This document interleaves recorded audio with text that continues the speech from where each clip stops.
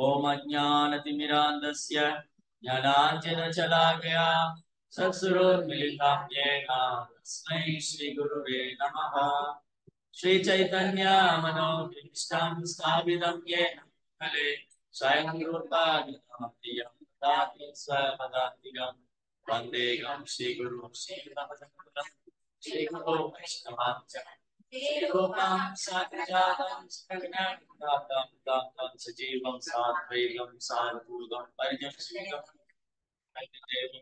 श्रीराधा कृष्ण शिवशरणं नमो विष्णुपादाय कृष्ण कृष्णाय भूतले श्रीमते भक्तिवेदांत स्वामी नामिने नमस्ते सरस्वती देवे गौरवाचार्य विशेष शून्यवादी भाष्यकारिणी नमो विष्णुपादाय कृष्ण कृष्णाय भूतले श्रीमते भक्ति सिद्धांत सरस्वती नामिने ऋषभानुव देवी त्रैकाग्यपाते कृष्ण संबंध विज्ञान तामिले प्रवेद आदिर्योजन प्रेमार्थ शिल्पार्कमतिदा श्री गौरकरुणा शक्ति विग्रहाय नमस्ते नमस्ते गौरवाणी श्रीमूर्ते नितनारिणे रूपानुगरुता सिद्धार्थ नंदहारिणे नमः नमो गौरकिशोराय साक्षात् वैराग्यमूर्तये आदामुजायते नमः नमो भक्ति विनोदाय सच्चिदानंदनामिने गौरशक्ति स्वरूपाय रूपानुगराय दे गौराविर्भाव जय सजनाप्रियः वैष्णव सर्वो श्रीजगन्नाथाय ते नमः वाञ्छाकल्पतरुभ्यश्च कृपा सिन्धुभ्येव च पतितानां पावनेभ्यो वैष्णवेभ्यो नमः संघोष्णकारुण्यशैर्गुरुभूषणेभ्यो अतिशाय शेषशेषांशकलाशनित्यानन्दरामानुसन्नमस्तु नमो महावदन्याय कृष्णप्रेममुक्ताय कृष्णाय कृष्णचैतन्यनाम्ने नीलाचल निवासाय विद्याय परमात्मने सर्वत्राय सुंदरभ्यां श्रीजगन्नाथाय जयदा सुरदा भक्तो मम मंत्र दिव्यमे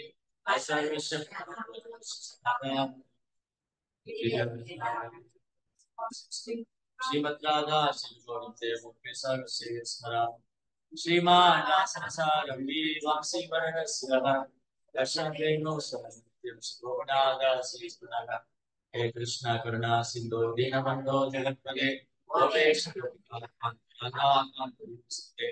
तप्तकांचन गौरंगी राधेश्वरी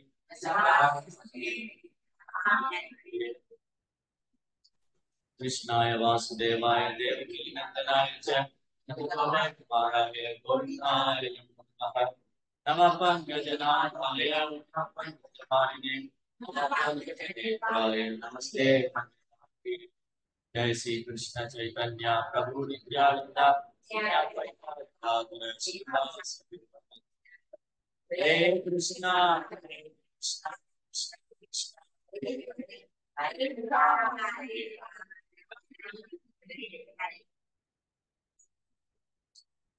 हरे कृष्णा பக்தர்களுக்கு இனிமையான காலை வணக்கம். இன்றைய பாகவத சத்சங்க வகுப்பில் கலந்துருக்கிற எல்லா பக்தர்களுக்கும் என்னுடைய பணிவான ஸ்ரீமத் பாகவத்துடைய 2வது ஸ்கந்தம் 8வது அத்தியாயம். இன்னைக்கு படிக்கிற ஸ்லோகம் 1 மற்றும் 2. ராஜோவாச்ச பிரம்மணா சோதிதோ பிரம்மன் குணஜானோ குணஸ்ய ச யஸ்மை யஸ்மை யதா பிராஹ நாரதோ தேவதர்ஷனஹ. அர்ச்சித் மகாராஜா சுகதேவ கோசாமியிடம் விசாரித்தார். நாரத முனிவர் பேசியதை கேட்டவர்கள் பிரம்மதேவரால் நாரத முனி பேசுவதை கேட்டவர்கள் பிரம்மதேவரால் உபதேசிக்கப்பட்டவர்களுக்கு ஈடான அதிர்ஷ்டம் பெற்றவர்களாவர். அத்தகைய நாரதர் பௌதிக குணங்கள் அற்றவரான பகவானின் திவ்யமான குணங்களை எவ்விதம் விவரித்தார். மேலும் யார் முன்னிலையில் அவர் பேசினார்? எதத்வேதிதுமிச்சாமி தத்வம் தத்வவிதாம்பர ஹரேரத்புத வீரியஸ்ய ததா லோக சுமங்கலா. அரசர் கூறினார், அற்புத சக்திகளை பெற்றுள்ள பகவானை பற்றிய வரலாறு எல்லா கிரகக்கும் நிச்சயமாக மங்களம் அளிப்பவையாகும். அவற்றை நான் அறிய விரும்புகிறேன்.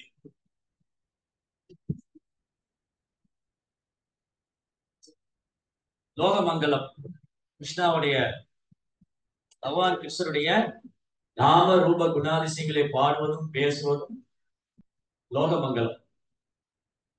உலகத்துக்கே 3 உலகத்துக்கு மங்களம் தரும். பேசுறவங்களுக்கு மட்டும் இல்ல, கேட்கிறவங்களுக்கு மட்டும் இல்ல, சபையில் இருக்கிறவங்களுக்கு மட்டும் இல்ல, எல்லா ஜீவஜாலங்களும், எல்லா ஜீவ ஜந்துகளும் 3 உலகத்துக்கும். அதனால இங்க பரிசித் மகாராஜ் சொல்றாரு, கிருஷ்ணா பற்றி, கிருஷ்ணாவுடைய கதை, அரே அத்புத வீரியஸ்ய, அத்புத வீரியா, வீரியா மீன்ஸ் வீரம், வீர தீர செயல்கள், அற்புத சக்திகளை பெற்றுள்ள அற்புத, அற்புத சக்தி. அடுத்த நரசிங்க சதுர்தசி வரும்போது அற்புத சிங்கா, அற்புத அதி அற்புதமான அற்புதமான சக்தி பகவான். அதான் அற்புத வீரியஸ்ய கதா லோகசு மங்களம். அந்த ஹரி கதா, கிருஷ்ண கதா, அச்சுத கதா, லோகசு மங்களம், இந்த உலகத்துக்கே மங்களம் தரக்கூடியதா இருக்கு. லோகசு மங்களம். இது பரிசித் மகாராஜ் சொல்றாரு.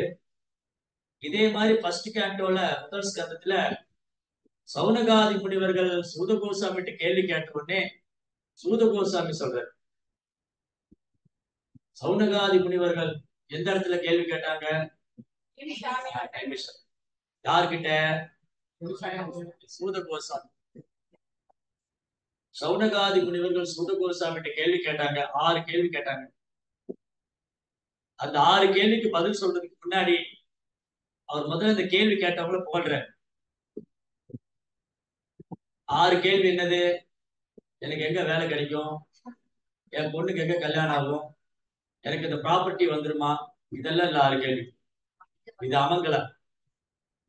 சுமங்கலா மீன்ஸ் இந்த அவங்க சொன்ன மாதிரி இந்த மனித குலத்துக்கே மிகவும் நன்மையான எல்லா வேதங்களையும் எடுத்து அதுல மிகவும் எல்லாருக்கும் சுலபமா புரிஞ்சுக்கிற மாதிரி, மனிதவத்துக்கே நன்மை இருக்கிற மாதிரி சொல்லுங்க. பகவான் ஏன் இந்த உலகத்துல தேவிக்கு குழந்தையா வந்தாரு, பகவான் என்னென்ன லீலைகள், என்னென்ன அவதாரம் பண்றாரு, ஒரு சிருஷ்டிப்பு லீலையை பத்தி சொல்லுங்க. இப்படி அவங்க கேள்வி பூரா பகவானோட சம்பந்தப்பட்டிருக்கு. அப்ப யாருடைய கேள்வி பகவானோட சம்பந்தப்பட்டிருக்கோ அது சுமங்கலம், அது மங்களம். இது எல்லாமே பேரளவான மங்களம். இந்த உலகத்துல மங்களம்ங்கிறது பேரளவான மங்களம். கிருஷ்ணரை விட்டுட்டா இந்த உலகத்துல மங்களமே கிடையாது. அப்படி யாராவது கிருஷ்ணரை விட்டுட்டு மங்களமான செயல் பண்றேன்னு சொன்னா அது பேரளவான மங்களம், சோகால்டு மங்களம். அது மங்களம் ஒண்ணும் இல்ல. கிருஷ்ணரை மறந்துட்டு, கிருஷ்ணரை விட்டுட்டு எந்த செயல் பண்ணாலும் அது அமங்கலம், அது மங்களம் இல்ல. அது கல்யாணம் ஆகட்டும், வீடு கிரகப்பிரவேசம் ஆகட்டும், என்ன காரியம் பண்ணாலும் கிருஷ்ணரை விட்டுட்டாங்க அப்படின்னா இங்க மங்களம் இல்ல. அதே சமயம் எந்த இடத்துல ஹரிநாம சங்கீர்த்தனம் நடக்குதோ, எங்க ஹரிகதா பேசப்படுதோ அது அந்த அந்த அந்த உலகத்துக்கே, அந்த இடத்துக்கு மட்டும் இல்ல, அந்த சம்பந்தப்பட்ட நபருக்கு மட்டும் இல்ல, எல்லாருக்கும் மங்களம். அதனாலதான் சூத கோசாமி சொன்னாரு முனிவர்கள்ட்ட, ஓ முனிவர்களே, ஓ சவுனகாதி முனிவர்களே, உங்க கேள்வி எல்லாம் இருக்கலாம், இருக்கு இல்லையா, அது கிருஷ்ணரோடு சம்பந்தப்பட்டிருக்கு. பகவதி லோகமங்கலம் முனேஷாது பிரஷ்டோகம், முனேஷாது பிரஷ்டோகம் பகவதி லோகமங்கலம் எத்கிருத கிருஷ்ண சம்பர்ஷ்னோ ஏ ஆத்மா சுப்ரசீததி. ஓ முனிவர்களே, உங்க கேள்வி இருக்கு இல்லையா, அது உலகத்துக்கே மங்களம். ஏன்னா அது கிருஷ்ணரோடு சம்பந்தப்பட்டிருக்கிறதுனால ஆத்மாவுக்கு ஆனந்தம் தரும். ஆத்மாவுக்கு அது உண்மையான ஆனந்தம், கிருஷ்ணரோடு சம்பந்தப்படும். அதனால பகவானுடைய நாம ரூப குணாதிசயங்கள், அற்புத சக்தி, அவரை பற்றிய வரலாறு எல்லா கிரகங்களுக்கும் நிச்சயம் மங்களம் அளிப்பவை ஆகும். அவற்றை நான் அறிய விரும்புகிறேன். ஒரு பகவானுடைய பக்தர் அதைத்தான் தெரிஞ்சுக்க விரும்புறாரு, வேற எதுவும் தெரிஞ்சுக்க விரும்புறது இல்லை. வேற எந்த வரலாறும் அவங்களுக்கு தேவையில்லை. கிருஷ்ண பக்தர்களுக்கு வேற யாரோட வரலாறும் தேவையில்லை. ஒரு காலத்துல பள்ளிக்கூடத்துல இதுதான் வரலாறா இருக்கு. ராமாயணம், மகாபாரதம், இந்த வரலாறு தான் முக்கியமான பாடம். இது மங்களம் மட்டுமல்ல, வாழ்க்கைக்கு தேவையான பாடம். அதனால ஒரு லீலைகளும் பகவானுடைய ஒரு லீலைகளும் பாடமாமே. நேற்றைய வகுப்போட தொடர்ச்சி தான். நேற்றைய வகுப்போட தொடர்ச்சி என்னது? யாரால மாயிலிருந்து விடுபட முடியும்? மாயாசக்தி. யாரால மாயாசக்தி விடுபட முடியும்? திரும்பி அதே வார்த்தைக்கு சொல்லியிருக்காங்க கடைசியில.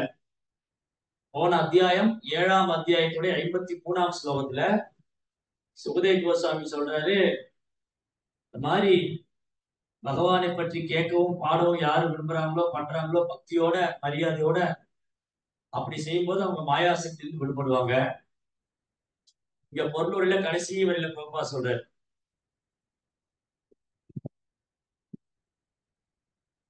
யாரெல்லாம் விடுதலை அடைய முயற்சிக்கிறாங்களோ ஸ்ரீமத் பாகவத்தின் வர்ணனை அவர்கள் பக்தியுடனும் கவனத்துடனும் சீட பரம்பரையில் வரும் பகவானின் பிரதிநிதியிடமிருந்து கேட்க வேண்டும்.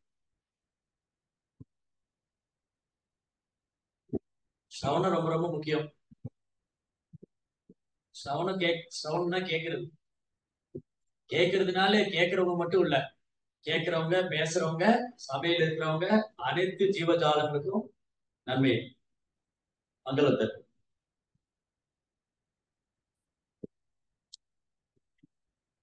ஓ, அர்ச்சித் மகாராஜா கேட்கிறாரு, ஓ சுகதேவ் கோஸ்வாமி, ஓ குரு மகாராஜ், நாரத முனி பேசுவதை கேட்டவர்கள் பிரம்மதேவரால் உபதேசிக்கப்பட்டவருக்கு ஈடான அதிர்ஷ்டம் பெற்றவர், அதிர்ஷ்டசாலி. ஏன் நாரத முனிட்டு இருந்து கேட்டா பிரம்மாவிட்ட இருந்து கேட்ட பலனை பெற? ஏன் நாரதர் முனிவர்கிட்ட இருந்து கேட்டா பிரம்மாவிட்ட இருந்து கேட்ட பலன் பெற? அதிர்ஷ்டசாலி. ஆஹ் ஏன்னா பிரம்மா என்ன என்ன அதிர்ஷ்டம் பெற்றிருந்தாரு, பகவான் நேரடியா கேட்டார். பிரம்மா பெற்றிருந்த அதிர்ஷ்டம் என்னன்னா, அவர் பகவான் இருந்து நேரடியா கேட்டார். அது அப்படியே நாரதருக்கு கொடுத்தார். அது நாரதர் விவரமா எழுத சொன்னார். அதனால இந்த செய்தி மெசேஜ் சீட தொடர் முறை மூலமா, பரம்பரா மூலமா. அப்போ எல்லாத்துக்குமே ஒரு தொடர்பு இருக்கு, கனெக்டிவிட்டி இருக்கு, கனெக்ஷன் இருக்கு. இது பேசலையா படைப்பை பற்றிய கேள்வி. சிஸ்டிப் எப்படி நடக்குது, படைப்பு எப்படி நடக்குது, படைப்புக்கு பின்னாடி யார் இருக்கா, இதெல்லாம் ஆராய்ச்சி பண்ணியோ கற்பனை செஞ்சோ இல்ல விஞ்ஞான முன்னேற்றத்துக்கு கூட உணரக்கூடியது அல்ல. இந்த படைப்பை பற்றிய ஞானம், சிருஷ்டிப்பு லீலா, சிருஷ்டிப்பு பற்றிய அறிவு சீட பரம்பரை மூலமா பெறும். அதனாலதான் முனிவர்கள் 6 கேள்வி, சவுனகாதி முனிவர்களுடைய 6 கேள்வியில ஒண்ணு, பகவான் இந்த சிருஷ்டிப்பு லீலா எப்படி செய்யறாரு, எப்படி ஜட உலகத்தை படைத்து காத்து அருள் பாலிக்கிறார், அந்த சிருஷ்டிப்பு லீலை எப்படி நடக்குதுன்னு சொல்லுங்க. அதிகாரப்பூர்வமான இடத்துல இருந்து கேட்குது. சோ நாரத முனி சீட பரம்பரையில் வரக்கூடிய ஒரு ஆச்சாரியர். அதனால நாரதத்திலிருந்து கேட்கறது பிரம்மாட்டிருந்து கேட்கறது வேறானது இல்ல, பகவான் கேட்கறது வேறானது.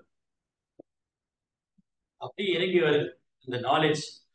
ஏவம் பரம்பரா பிராப்தம், ஏவம் பரம்பரா பிராப்தம், அப்படி பரம்பரா மூலமா இறங்கி வருது. அப்புறம் இங்க பகவான் என்ன சொல்றாரு பரீட்சித் மகாராஜா, அகுணஸ்ய, அகுணஸ்ய, அகுணா, குணா, அகுணா. குணானா என்னது, அகுணானா என்னது? குணா, குணம்னா என்னது? குணம்னா என்னது? ஜடைக்கு 3 குணங்கள். இந்த உலகத்துல எல்லாருமே, ஜட உலகத்துல எல்லாருமே 3 குணங்களால கட்டுப்படுறாங்க. சத்வ ரஜஸ் தமஸ். சத்துவ குணம், ரஜோ குணம், தமோ குணம். இந்த 3 குணம் யார்கிட்ட தோன்றுது? குணம் என்றால் கயிறு, ரோப், கட்டுண்ட நிலை. குணம் தான் நம்ம கட்டி வச்சிருக்கு. சரி, இந்த 3 குணம் யார்கிட்ட தொடங்குது? 3 குணம் யார்கிட்ட வருது? இல்ல, பகவான் இருந்து. ஜடையருக்கு 3 குணம் பகவான் இருந்தா தோன்றுது. ஜடையருக்கு 3 குணம் பகவான் இருந்தா தோன்றுது. சரி, அப்போ பிராமணர்கள் எந்த குணத்தை சார்ந்தவங்க? பிராமணர் என்றால் சாத்வீகமான குணம். ஒருத்தர் சாத்வீகமான குணத்தில் இருந்தாதான் அவர் பிராமணர். அடுத்தது சத்திரியன் ரஜோகுணம். ஏன்னா வீரம், ஆளுமை, நிர்வாகம் ரஜோகுணம். வியாபாரி ரஜோகுணம் தமோகுணம் கலந்துருக்கு. பிசினஸ் பண்றவங்க ரஜோகுணம் தமோகுணம் கலந்துருக்கு. சூத்ரா தமோகுணம். இந்த குணத்தினால சூதரன், இந்த குணத்தினால பிராமணன், இந்த குணத்தினால சத்திரியன். அப்போ சதுர்வர்ணம் மயா சிஸ்டம், 4 வர்ணம் என்னால் படைக்கப்பட்டது. குணக்கர்ம விபாவம், குணத்தின் அடிப்படையிலும் செயல் அடிப்படையில். தஸ்ய கர்த்தாரம் அபிமாம், இதுக்கு நான் தான் கர்த்தா. கிருஷ்ணன் என்ன சொல்றாரு? இந்த 4 வர்ணங்கள் என்னாலே தோற்றுவிக்கப்பட்டது, இந்த 3 குணத்தினால் தோற்றுவிக்கப்பட்டது. அவருடைய தொழில் செயல் தொழிலால தோற்றுவிக்கப்பட்டது, குணத்தினால தொழிலால தோற்றுவிக்கப்பட்டது. அதுக்கு கர்த்தா நான் தான். இருந்தாலும் வித்ய அகர்த்தாரம் அவ்யயம், கிருஷ்ணா அதுக்கு அப்பாற்பட்டவர். கிருஷ்ணா இந்த 4 வர்ணங்களும் கிருஷ்ணாட்டு இருந்தா தோன்றுது, 4 ஆசிரமும் கிருஷ்ணாட்டு இருந்தா தோன்றுது, ஜனேரிக்கின் 3 குணங்களும் கிருஷ்ணாட்டு இருந்தா தோன்றுது. ஆனா கிருஷ்ணா அதுக்கு அப்பாற்பட்டவர். சதுர்வர்ணம் மயாசிஷ்டம் குணகர்ம விபாவச தஸ்ய கர்த்தாரம் அபிமா நித்ய அகர்த்தாரம் அவ்யயம்.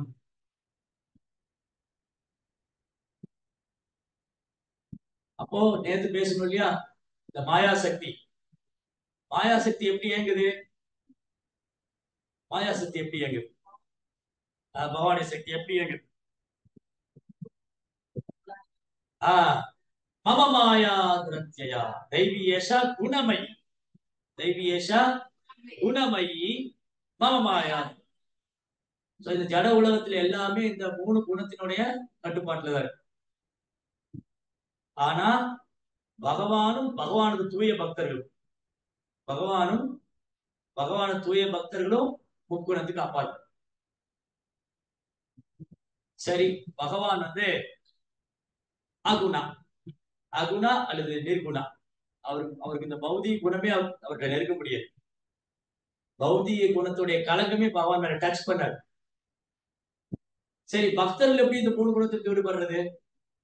இப்ப நம்ம எல்லாரும் பக்தி பண்றோம், நம்மகிட்டயும் 3 குணம் இருக்கு.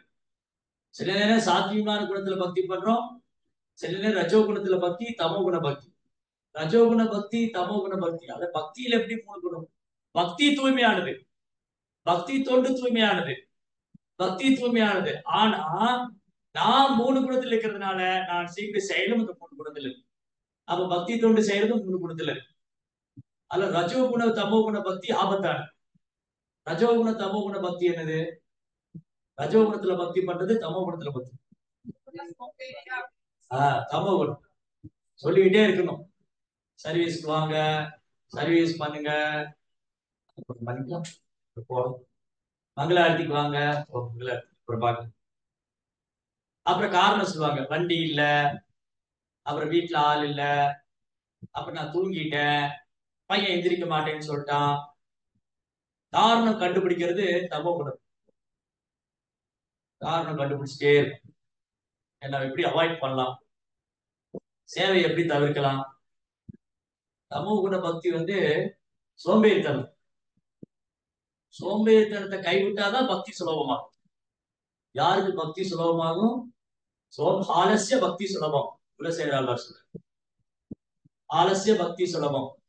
அப்ப யாருக்கு பக்தி சுலபம்? சோம்பேறித்தனத்தை கைவிட்டா அவங்களுக்கு பக்தி சுலபம்.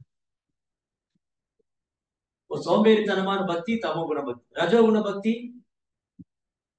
எல்லாம் என்கிட்டயே சொல்றாங்க, நான் தான் பண்ணணுமா, வேற ஆளே இல்லையாங்க அப்படின்னு கடுகடு பக்தி. நான் தான் பண்ணணும், என்னையே கூப்பிடுவாங்க, நான் தான் செய்யணும், நான் தான் செஞ்சேன்.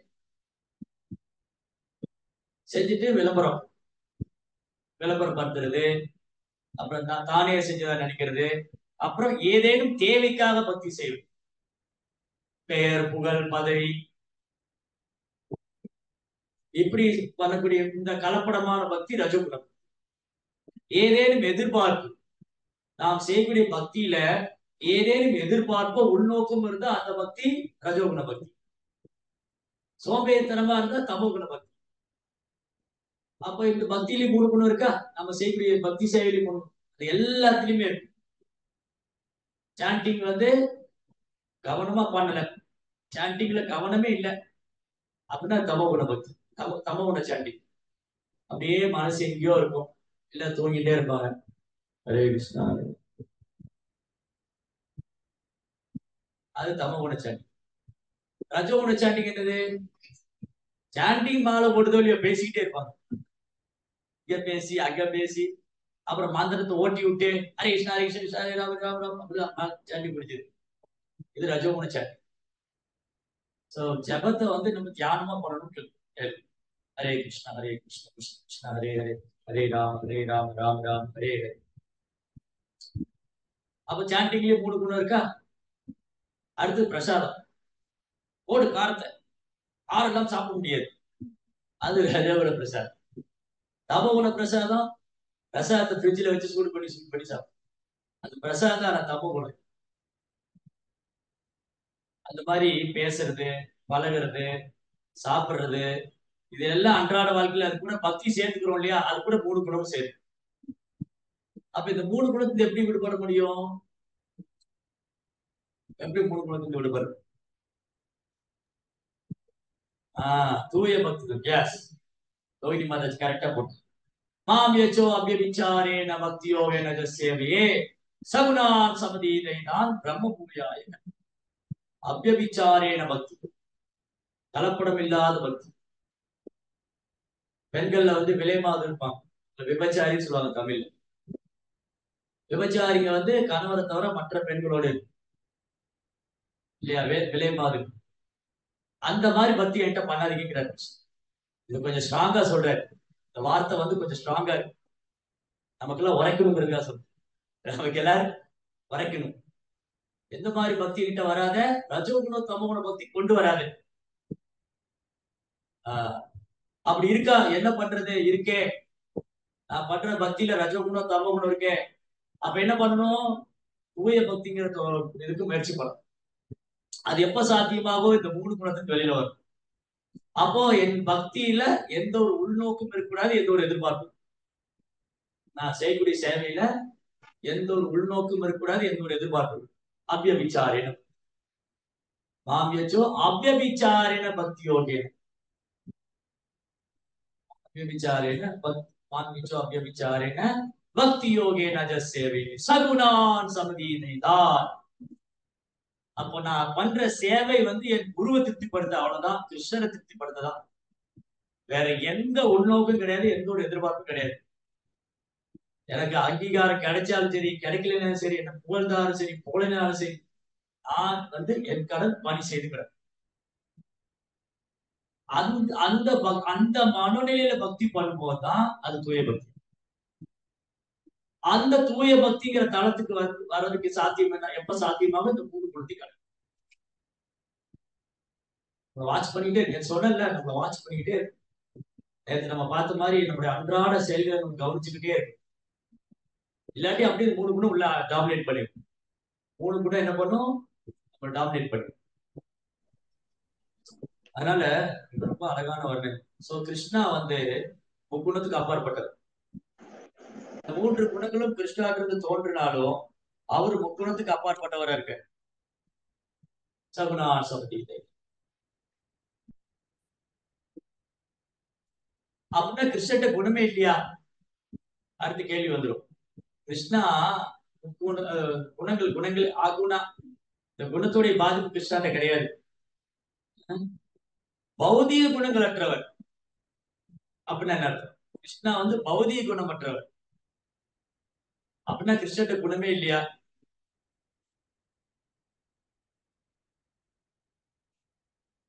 அச்சிந்திய குணஸ்வரூப். எம் சாம சுந்தர அச்சிந்திய குணஸ்வரூபம். கிருஷ்ணாட்ட நிறைய குணங்கள் இருக்கு. எந்த மாதிரி குணங்கள் இருக்கு? தெய்வீகமான குணங்கள். கருணை, பணிவு, தயை, அன்பு, இரக்கம், எல்லோரையும் சமநோக்கில் காண்பது, சுய கட்டுப்பாடு, மாதிரி எண்ணற்ற குணங்கள் சொல்லலாம் கிருஷ்ணாட்ட. கிருஷ்ணா வந்து அனைத்து தெய்வீக குணங்களின் சொரூபம். எல்லா கல்யாண குணங்களும் பகவான். பௌதிக குணம் பகவான் கிடையாது. கிருஷ்ணாட்டுக்கு பூரா டிவைன் டிவைன் குணம். தெய்வீக குணம். அதனால கிருஷ்ணா குணங்கள் அற்றவர்னு அர்த்தம் இல்லை. கிருஷ்ணா குணங்கள் அற்றவர்னா ஒரு பௌதிக குணமற்றவர். ரொம்ப எழுதினார், பொருளூர் எழுதியிருக்க. பௌதிக படைப்புக்கு முன்பே பகவான் இருந்தார் என்பதும், அவருக்கு உன்னதமான பெயர், குணம் போன்றவை எந்த பௌதிக குணத்தையும் பிரதிபலிக்காது என்பதும் தெரிய வரும். எனவே குணங்கள் அற்றவர் அகுணா என்று பகவான் வர்ணிக்கப்படும் பொழுது அவருக்கு குணமில்லை என்பது அது குறிக்காது. சத்வரஜஸ்தமஸ் போன்ற பௌதிக குணங்கள் அவருக்கு இல்லை என்பதே அது குறிக்கிறது. எல்லா பௌதிக கருத்துக்களும் அவர் மேலானவர், இதனால் தான் அவர் அகுணா என்றார்.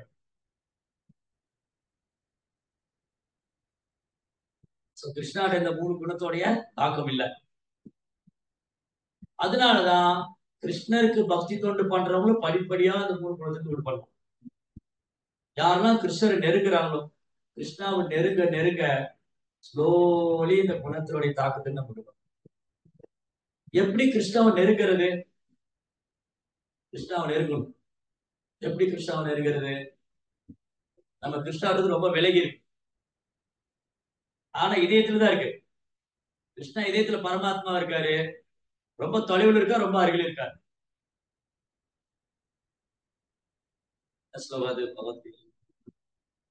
புருஷஸ்ய பரபார்த்தா பக்தியா லப்தஸ்தனன்யா யசாந்தஸ்தானி பூதானி ஏன சர்வமிதம் ததம். கிருஷ்ணா ரொம்ப தொலைவிலும் இருக்கா, ரொம்ப அருகிலும் இருக்காரு. யாருக்கு ரொம்ப தொலைவில் இருக்காரு, யாருக்கு ரொம்ப அருகில் இருக்காரு? அசுர குணம் படித்தவங்களுக்கு, இந்த 3 குணத்துடைய பிடியில் இருக்கிறவங்களுக்கு ரொம்ப தொலைவில் இருக்காரு. தெய்வீகமான குணத்தை வளர்த்துக்கிறவங்க ரொம்ப அருகில் இருக்கு, ரொம்ப அருகில் இருக்கு. அப்ப நமக்கெல்லாம் ரொம்ப தொலைவில் இருக்கு. ஏன்னா உள்ளுக்குள்ள அசுர குணம். அப்ப என்ன பண்றது? இந்த அசுர குணத்தை போகும். அதுக்குதான் பாகவதம் கேட்கறது. கேட்கிறாரு பரிஷித் மகாராஜ். பரிஷித் மகாராஜ் வந்து ஆஹ் ஏன் அது கேட்கிறாரு? நாரத முனிவர் வந்து எப்படி அதெல்லாம் விவரிச்சாங்க? பௌதிக குணங்களற்ற பகவானின் திவ்யமான குணங்களை எவ்விதம் விவரித்தார்? யார் முன்னிலையில் அவர் பேசினார்? யாரெல்லாம் அங்க இருந்தாங்க? என்னெல்லாம் பேசினாங்க? பகவானை பற்றி என்னெல்லாம் அவர் சொன்னாரு?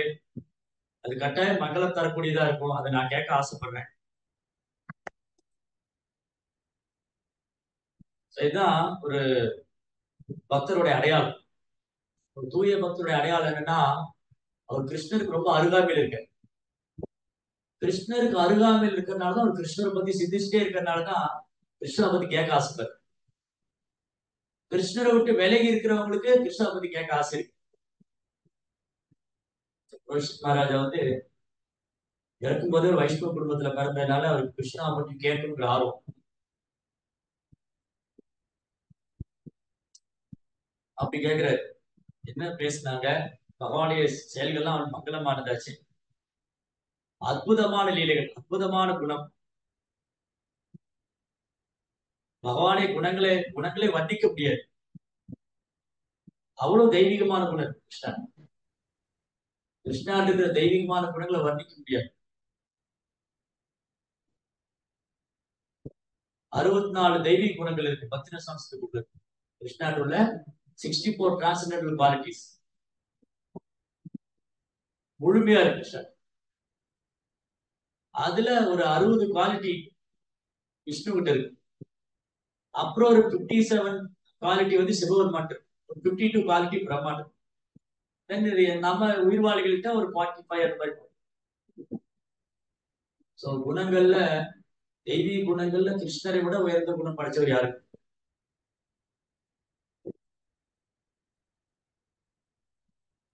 64 தெய்வீகமான. அதனால கிருஷ்ணருடைய குணங்களை கேட்பதும் பாடுவதும் நினைவில் கொள்வதும் பெரிய பாக்கியம். அப்படி யார் ஒருத்தர் தொடர்ந்து இதை கேட்கிறாங்களோ அதான் அதுதான் ஒரே வாய்ப்பு. யார் ஒருத்தர் தொடர்ந்து கிருஷ்ணருடைய புகழை பாடவும் கேட்கவும் பாராட்டவும் செய்யறாங்களோ அவங்கதான் மாயாசக்தி அடிப்படையிலிருந்து உட்படும். சேம் பாயிண்ட் நேற்று சொன்னது பிரபா திரும்பி ரிப்பீட் பண்றேன். ஆனா இந்த பாயிண்ட்ல ஒன்னு ஆட் பண்ணிட்டாரு. நேற்று சொன்ன விஷயத்துல பிரபா நீங்க என்ன ஞாபகப்படுத்துறாரு அப்படின்னா,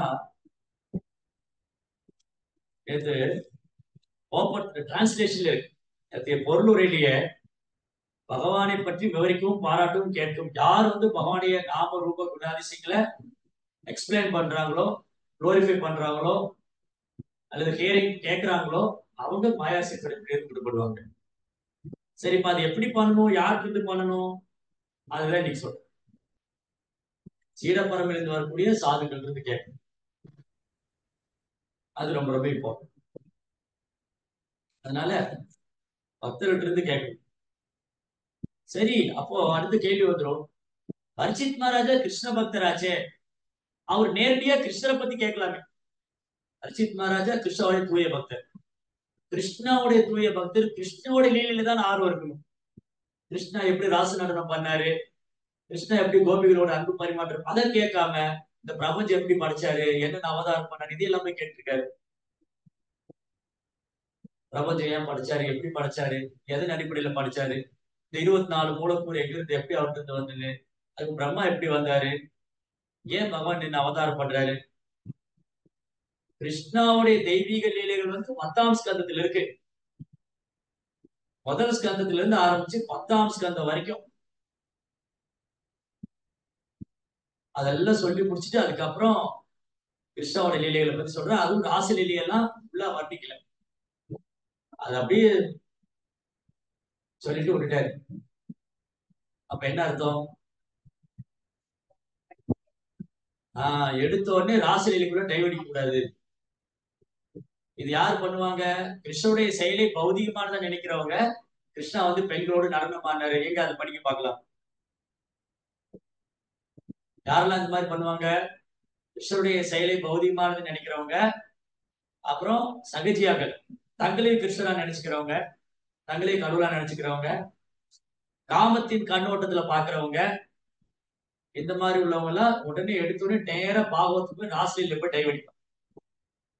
பேரளவான பாகவதர்கள், வயிற்று பிழைப்புக்கா பாகவதம் சொல்றவங்க, பேருக்கா புகழுக்கா பாகவதம் பேசுறவங்க இருக்கு. அதனாலதான் பிரபுபாதர் வந்து சீட பரம்பரையில் வரக்கூடிய ஆச்சாரியத்தை கேட்கணும். ஏன்னா பகவானுடைய தெய்வீக நிலையை தெரிஞ்சுக்க அந்த ராசியிலே மிக உன்னதமானது. அது உயர்ந்த பக்தர்களுக்கு மத்தியில விவாதிக்க முடியுது. அதுவே அவங்க பண்ண மாட்டேங்கிறாங்க. நீங்க எங்கேயாவது பாத்திருக்கீங்களா? நம்முடைய குருமார்கள் வந்து ராசலீலையை பற்றி வர்ணிக்கிறாங்க. திரு ஜெயபிரதாஸ் சாமி மகாராஜ் ராசலீலை பத்தி பேசினாரு, ராதநாத் மகாராஜ் ராசலீலை பத்தி பேசினாரு, பிரபுபாத ராசலீலை பத்தி பேசினாரு. யாருமே பேச. அப்போ குருமார்கள் தன்னை உணர்ந்த ஆத்மாக்கள் அவங்களே பேசுறவங்க நாம எப்படி பேசணும்? என்ன ரைட்ஸ் இருக்கு, என்ன என்ன தகுதி இருக்கு, என்ன தகுதி இருக்கு? சுகதேவ கோசாமி உட்பட ராதனுடைய பேர் பாகத்துக்கு சொல்ல மாட்டேங்க. தன்னை வந்து தகுதியற்றவன் நினைக்கிறாரு. எப்படி நான் போய் ராதாராணியோட பேரை சொல்றது? அப்படி ஒரு வேளை ராதாராணியோட பேரை சொல்லி பக்தியை சொன்னா அவருக்கு வந்து மேல பேச முடியாம போயிடும். அப்படியே ஒரு பிரேமத்துல போய் அப்படியே மயங்கிடுவார். அப்புறம் சுகதேவ கோசாமி பாவத்தை கேட்க முடியாது, பரிச்சித் மகாராஜ் பாவத்தை கேட்க முடியாது, அப்படியே பாவதம் பாதி நின்று போயிடும். இந்த மாதிரி நிறைய காரணங்கள் இருக்கு. அதனால எல்லாருக்கும் ஒரு பாடம். ஆச்சாரியருடைய செயல்கள் எல்லாமே நமக்கு எல்லாம் ஒரு பாடம் கட்டி. அனாவசியமா வந்து ராதாகிருஷ்ண லீலைகளை பற்றி பொது இடத்துல பேசுறது, ராசலீலையை பத்தி பேசுறது எல்லாம் கண்டிக்கிறது. ஏன்னா பேசுறவங்களுக்கும் தகுதி இல்லை, கேட்கிறவங்களுக்கும் தகுதி. அது அவ்வளவு உன்னதமானது. பரமஹம்சர் மத்தியில பேசக்கூடிய.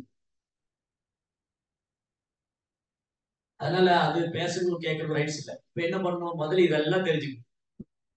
கிருஷ்ணாவோட ராசலீலையை தெரிஞ்சுக்கிறதுக்கு முன்னாடி இந்த பிரபஞ்ச சிருஷ்டிப்பு எப்படி வந்தது, வராக அவதாரம், நரசிம்ம அவதாரம், பல்வேறு அவதாரங்கள், பகவானுடைய அமானுஷ்யமான சக்திகள், அவருடைய தெய்வீகமான குணங்கள், அவருடைய லீலைகள், இதுல எல்லாம் டைவடிக்கும்.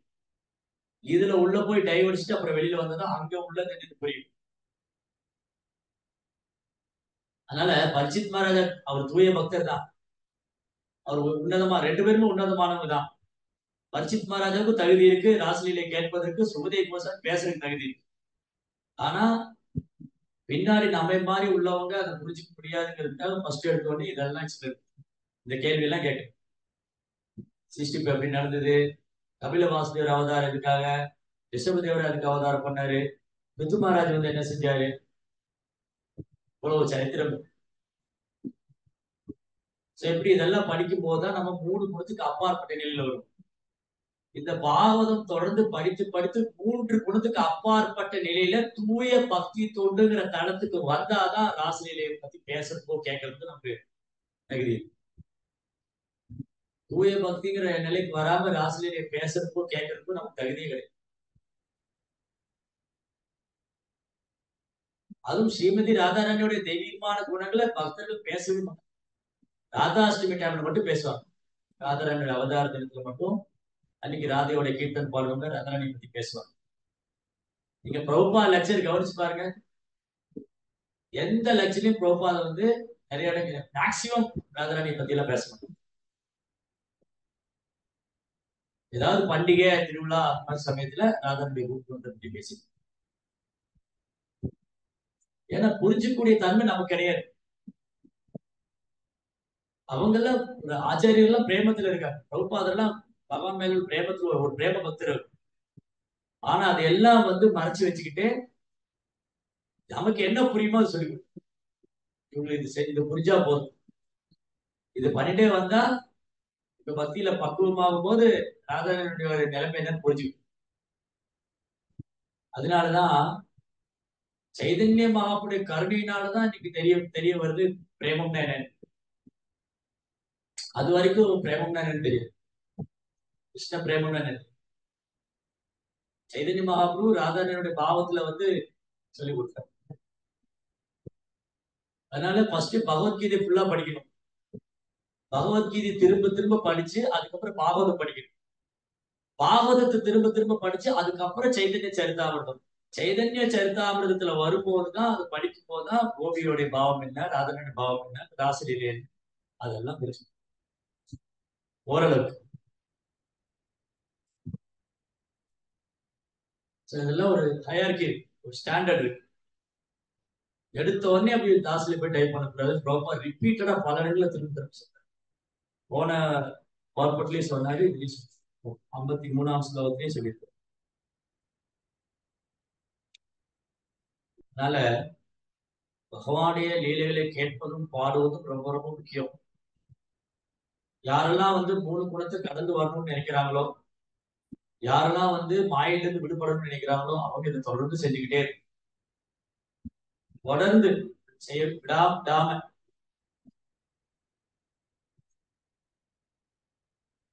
ஸ்பெஷல். ஏகாதசி விரதம் வந்து ஏகாதசி நாட்கள்ல கூடுதலா, மற்ற நாட்கள்ல நிறைய நேரங்களை செலவு பண்றோம். சமைக்கிறது, தூங்குறது, பல பல பல்வேறு செயல்கள் ஈடுபடுறோம். இப்ப ஏகாதசிக்கு கூடுதலா நேரம் ஒதுக்கணும். கூடுதலா பாவத்தை படிக்கணும், கூடுதலா கேட்கணும், கூடுதலா நாம ஜெபிக்கணும், எல்லாம் எக்ஸ்ட்ரா பண்ணணும். ஏகாதசி பகவான் மிகவும் பிரியமா. அப்போ ஒரு ஏகாதசி வந்ததும் இந்த ஏகாதசியோட மகிமையை பற்றி கேட்கிறாங்க. யாரு யார் கேட்கிறாங்க? யுதிஷ்டர். யார்கிட்ட? கிருஷ்ணன். கிருஷ்ணா, இந்த ஏகாதசியோட மகிமை என்ன, ஏகாதசியோட பேர் என்ன, இதுல யாரை வழிபடணும், எப்படி உபவாசம் இருக்கணும். அவன் தூய பக்தர் அவர். ஆனாலும் நம்மோட நன்மைக்காக கேட்கிறார். ஏகாதசி மகிமை அவங்க தெரிஞ்சுக்கிட்டோம், பக்தர் அல்லாதவங்களும் தெரிஞ்சுக்கிட்டோம், வேதத்துல கர்ம காண்டத்தை பின்பற்றுறவங்களும் தெரிஞ்சுக்கிட்டோம், ஏதாவது பலனை விரும்பி விரதம் இருக்கிறவங்களும் தெரிஞ்சுக்கிட்டோம். எல்லாருக்கும் பலன் கிடைக்கும். அப்போ ஒரு பக்தருடைய கேள்வி எல்லாருக்கும் நன்மை தரக்கூடியதா இருக்கு. அப்போ கிருஷ்ணர் வந்து ரொம்ப உற்சாகமா சொல்றாரு, ஏகாதசி ரொம்ப சிறப்பு வாய்ந்தது, மோகினி ஏகாதசி. இதே கேள்வி ஒரு தடவை ராமச்சந்திர பிரபு வசிஷ்டர் இடத்துல வசிஷ்ட முனிவர்கிட்ட ராமர் கேட்கிறாரு, நான் சீதையை பிரிஞ்சு ரொம்ப வருத்தத்துல இருக்கேன். சீதா வந்து ராவணன் கடத்தி.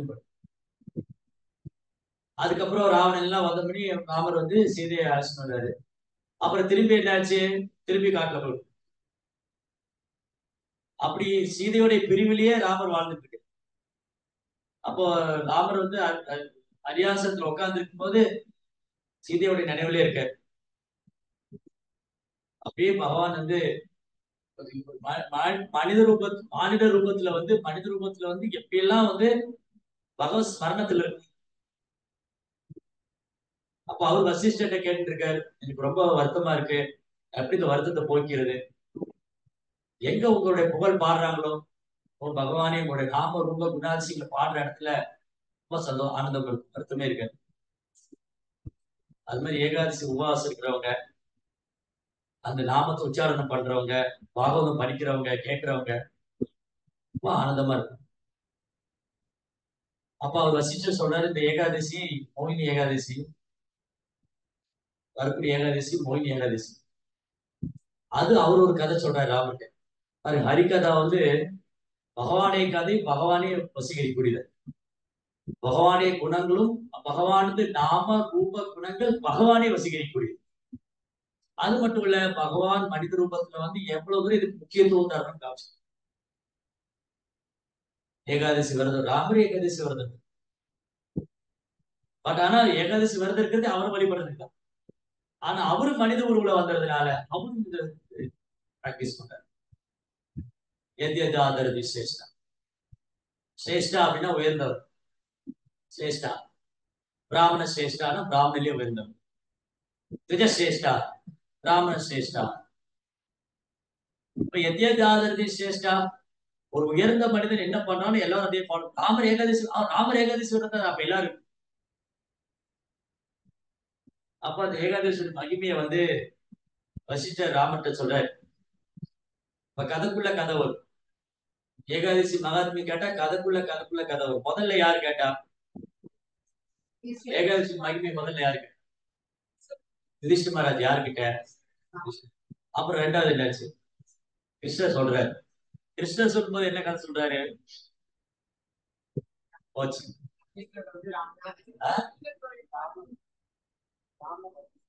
வசிஷ்டர் ராமர் கேட்டது வசிஷ்டர். வசிஷ்டர் ராமர் வந்து கேட்ட மகாத்மியத்தை சொல்ற. அப்ப அது வசிஷ்டர் ஒரு கதை சொல்ற. நல்ல நாளே கதை கேட்டா நாங்க மறந்துடுவோம். நீங்க கதைக்குள்ள கதையை சொன்னா எப்படி ஞாபகம்? சோ கிருஷ்ணா யுதிஷ்டர் கிருஷ்ணாட்ட கேட்கிறாரு. கிருஷ்ணர் அந்த கதையை சொல்ல ராமருடைய சரித்திரம் எடுத்து வந்தாரு. ராமர் வசிஷ்டர்ட்ட கேட்டு இருக்காரு. வசிஷ்டர் ஒரு கதையை சொன்னாரு. முன்னொரு காலத்துல யாரு? பத்ராவதி சிட்டி. பத்ராவதி நதி, பத்ராவதி நகரம் சரஸ்வதி நதிக்கரையில்.